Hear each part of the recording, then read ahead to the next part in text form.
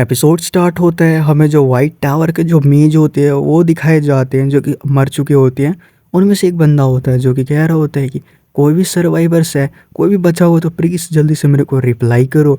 तभी वो कहता है कि अगर कोई बोल नहीं सकता है तो प्लीज़ कोई मूवमेंट करो या फिर कोई नॉइज़। लेकिन जो सभी लोग होते हैं वो सारे मेज वो मर चुके होते हैं, उसको बिल्कुल भी पता नहीं होता। वो कह रहा होता है कि प्लीज़ रिप्लाई करो। तभी वो सोचता है कि क्या ये सच में एंड है, सब लोग मर चुके हैं और मैं ही इकलौता सर्वाइवर बचा हुआ हूँ।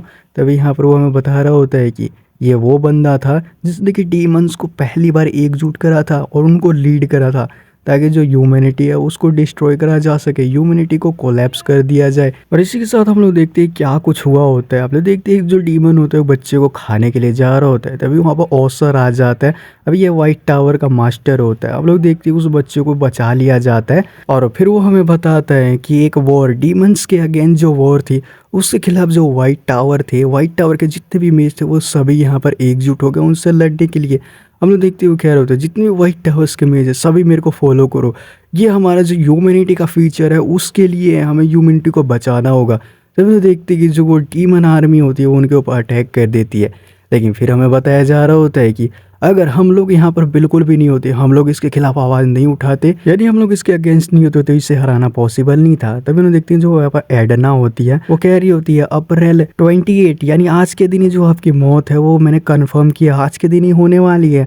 अभी यहाँ पर ये जो होती है इस वर्ल्ड की फाइनल ड्रैगन होती है और यहाँ पर हिस्ट्री के बारे में इसको सब कुछ पता हो। इसका नाम एडना होता है और वो कहती है कि वाइट टावर के मास्टर मेरे पास एक बुरी खबर है और एक अच्छी खबर है। जिसी के साथ जो ऑसर होता है वो कहता है कि सबसे पहले बुरी खबर से स्टार्ट करो। जिसके बाद वो कहती है कि जैसे कि हमने एक्सपेक्ट किया था जो जीमन आर्मी है उसने वाइट टावर उसको पूरी तरीके से डिस्ट्रॉय कर दिया और यहाँ पर जितने भी मेज है वो सारे लगभग डिस्ट्रॉय हो चुके हैं। तभी यहाँ पर ऑसर कहता है कि तो अच्छी खबर क्या है। जिसी के साथ वो कहते हैं कि जो एम्परर फोर्स है वो यहाँ पर तुरंत उस टाइम पर पहुँच गए जिसमें बचे हुए जो सर्वाइवर थे उनको बचाने में वो कामयाब हो गई है। आपके जो शिष्य थे उनके साथ उनको भी बचा लिया गया। तभी इसी के साथ एडना और कहती है क्या आप और कुछ कहना चाहते हो। उसके मुंह से ब्लड निकल रहा होता है ऑसर के और वो कहता है कि जो मेरे शिष्य हैं, जो मेरे डिसिपल्स हैं, उनको यहाँ पर तुम्हें उनकी देखभाल करनी पड़ेगी। वो अब भी काफ़ी ज़्यादा यंग है तो वो काफ़ी ज़्यादा चिंतित भी होंगे। जिसी के साथ जो एडना होते हैं वो कहते हैं कि बिल्कुल मैं उनका अच्छी तरीके से ख्याल रखूँगी। उसके सामने वो सर झुकाती है। जिसके बाद ऑसर कहता है कि तुम जैसे एक ड्रैगन मेरे जैसे मामूली इंसान के सामने सर झुका रही है। अब इसी के साथ जो एडना होते हैं वो कहती है कि जो ये कॉन्टिनेंट है और वाइट टावर वो आपका जो सेक्रीफाइस है, जो हीरोज़ का सेक्रीफाइस वो कभी भी नहीं भूलेगा। अब इसी के साथ जो ऑसर होता है वो सोच रहा होता है कि मैं यहाँ पर एक बेस्ट मेज तो था लेकिन इसी के साथ मैं एक बेस्ट लीडर बिल्कुल भी नहीं बन पाया। लेकिन अगर कैसे भी मेरे को एक और अपॉर्चुनिटी मिल जाती है, यानी एक और चांस मिल जाता है, चाहे मेरे को विलन ही क्यों ना कहा जाए, चाहे मैं एक सेल्फिश लाइफ भी क्यों ना जीऊँ, लेकिन मैं अपने दोस्तों यानी अपने जो पीपल से लोगों के साथ जीना चाहूँगा। तभी जो ऑसर होता है उसकी डेथ हो जाती है। अप्रैल 28 शाम के 3:47 पे उसकी मौत हो जाती है। अब इसी के साथ हमारा सीन शिफ्ट हो जाता है। अब हम लोग देखते हैं कि जो ऑसर होता है वो अपनी मौत के 20 साल बाद आगे की तरफ रिकार्नेट हो जाता है एक बंदे की बॉडी के अंदर। हम लोग देखते हैं उस बंदे को, उसके हाथ पे एक पत्ता आकर गिरता है जिससे कि वो अपना हाथ झटकता है। तभी हम लोग देखते हैं वहाँ पर एक और बंदा होता है जो कि कह रहा होता है कि मैं तो तुम्हारा जो टॉवल है बस उसको स्विच करने के लिए जा रहा था और मैंने तुम्हारी काफ़ी ज़्यादा यहाँ पर देखभाल करी। तुम्हारी जो स्लीपिंग हैबिट है वो काफ़ी ज़्यादा बेकार है और मैंने तुम्हें काफ़ी ज़्यादा तुम्हें दूध वगैरह भी पिलाया है। जिसके बाद जो ऑसर काफ़ी ज़्यादा चौंक जाता है और वो कहता है स्लीपिंग हैबिट। अब इसी के साथ हम देखते हैं जो हार्ट होता है उसको छू कर देखता है जिसके साथ वो काफ़ी ज़्यादा चौंक जाता है और कहता है कि मेरे को अच्छी तरीके से याद था कि उसने जो तलवार थी वो मेरे हार्ट के आर पार कर दी थी।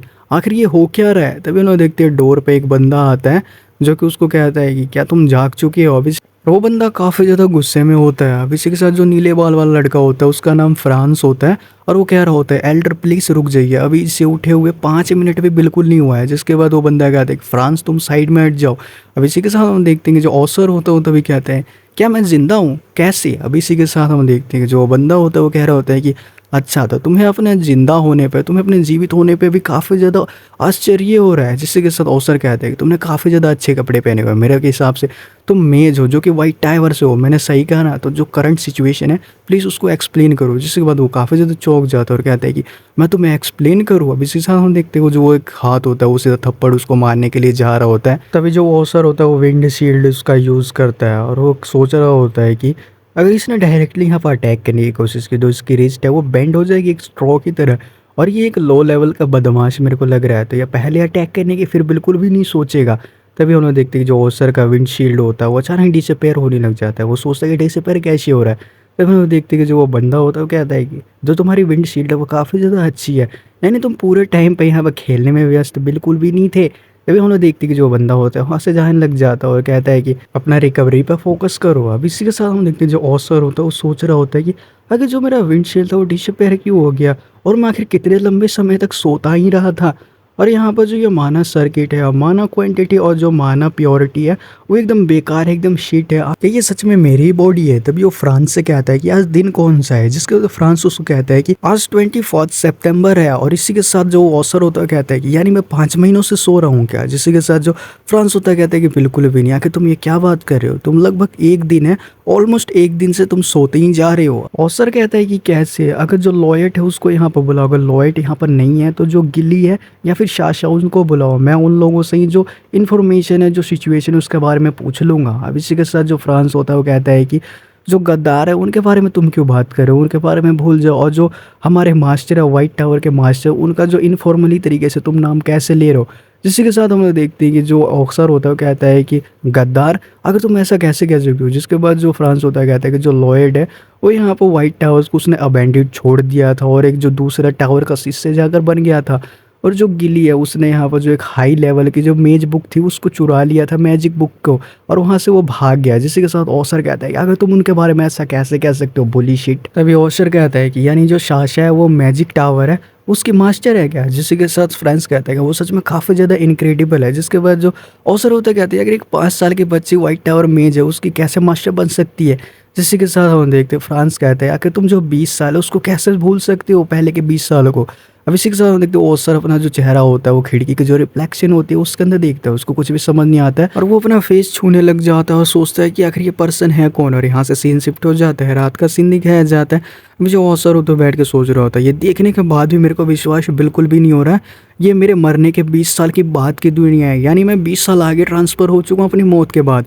और वो सोच रहा होता है ये काफ़ी ज़्यादा डेवलप हो चुकी है ये जगह, और ये जो ये स्ट्रीट लाइट्स हैं और यहाँ पर जो ये कार्स हैं ये काफ़ी ज़्यादा डेवलप हो चुकी है, काफ़ी ज़्यादा चौंक जाता है। अभी हमें बताया जा रहा था वो सर के बारे में कि जब वो 10 साल का था तब उसको जो वाइट टावर था उसके द्वारा लाया गया था, और अब वो 20 साल का है लेकिन वो लेवल 1 का एक नोबल परिवार का मेज है। अब इसी के साथ हमें बताया जा रहा था ये उसके लिए काफ़ी ज़्यादा भयानक है कि 20 साल की उम्र में एक लेवल 1 का मेज होना, और इसके परिणाम स्वरूप शायद उसे इस चीज़ को लेने की काफ़ी ज़्यादा जल्दबाजी महसूस हुई, लेकिन उसने अवध अमृत को लेने के लिए इलीगल तरीका उसको यहाँ पर अपनाया और उसको लेने के बाद वो बेहोश हो गया, कोलैप्स कर गया, गिर गया। अभी जो ऑसर होता है वो सोच रहा होता है कि अगर ये काम कर जाता है तो जो मेरा माना क्वांटिटी है वो काफ़ी ज़्यादा इंक्रीज़ हो जाएगा, लेकिन अगर ये फेल हो जाता है तो जो मेरी लाइफ है वो डेंजर में पड़ जाएगी, इसीलिए इसको इलीगल कहा जाता है। लेकिन जो फ्रांस है उसने मेरे को कहा था कि इसे लेने के बाद पूरे दिन मैं सोता रहा था, लेकिन अगर हॉनेस्टली बताऊं तो जो ये पर्सन है जिसकी ये बॉडी है उसको ऑलरेडी मर जाना चाहिए था माना ब्रस्ट के कारण, माना ब्लास्ट होने के कारण।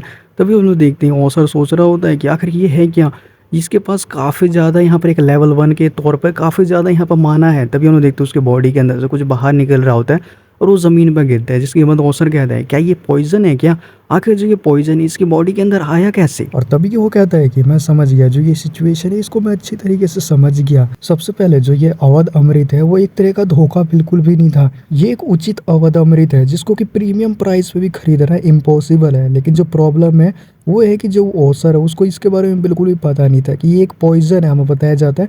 तभी यहाँ पर जो ऑसर होता है कहता है कि दूसरे शब्दों में मैं कहूँ तो जो ये पर्सन है ये माना ब्लास्ट के कारण नहीं बल्कि पॉइजन से मारा गया है। अब इसी के साथ वो कहता है कि एक लेवल 1 के मेज को मारने के लिए इतने हाई लेवल का पोर्शन, और अगर ये मेरे लिए नहीं होता तो इसके जो ट्रेस ढूंढना काफ़ी ज़्यादा मुश्किल हो जाता। और मेरे को ये भी बिल्कुल पता नहीं है कि आखिर कौन पर्सन जो मेरी सोल है उसके साथ खेल रहा है। लेकिन अगर ये वही अपॉर्चुनिटी है जो कि मरने से पहले मैंने सोची थी कि अगर मेरे को मिल जाती है तो यानी एक दूसरा चांस, तो यहाँ पर मैं एक सेल्फिश लाइफ जीना चाहूँगा अपने लोगों के साथ। और वो और कहता है कि तुमने मेरे को अपनी जो बॉडी है उसको उधार दिया है, मैं यहाँ पर तुम्हें पेमेंट के रूप में तुम्हारा जो रिवेंज है, तुम्हारा जो बदला है उसको मैं लूँगा, उसको मैं पूरा करूँगा। और इसी के साथ ये वाला एपिसोड यहीं पे एंड हो जाता है। आई होप आपको एक्सप्लेनेशन काफ़ी ज़्यादा अच्छी लगी होगी। अच्छी लगे तो चैनल को जरूर सब्सक्राइब कर लेना और वीडियो को लाइक कर देना।